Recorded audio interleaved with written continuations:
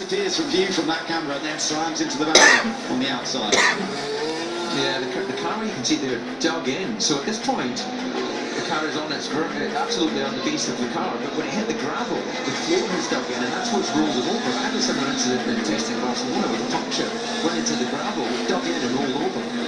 But certainly not as anywhere near as spectacular as this. And you can see he's still holding onto the steering wheel as he continues to go upside down. So Gutierrez was going over to take the braking line, but it wasn't an aggressive or overly aggressive move, so I don't think we can fault him for that. I suspect that just the closing speed with the DRS wide open is one of the things the drivers did voice concerns about in the early stages, and then also for the Honda McLaren, when they were so slow on the straights last year, they felt they were a danger to other cars because of the difference in the speed.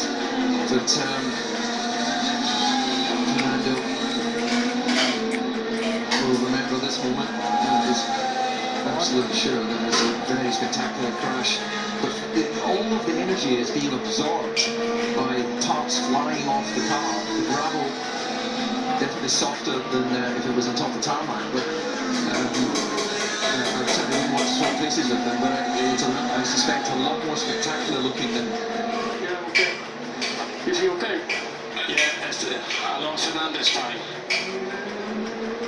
Not sporting up to this impression. Absolutely. Well, not the reintroduction to Formula One that Gutierrez would have wanted. This is where it hits the camera, where Alonso just piles straight into the wall-mounted camera there and utterly obliterates it. And a shocking accident, but so thankful to see that Fernando Alonso is okay. And there, David, is the mess of the car. As you say, it is designed to break apart, and the breaking apart of all those suspension parts.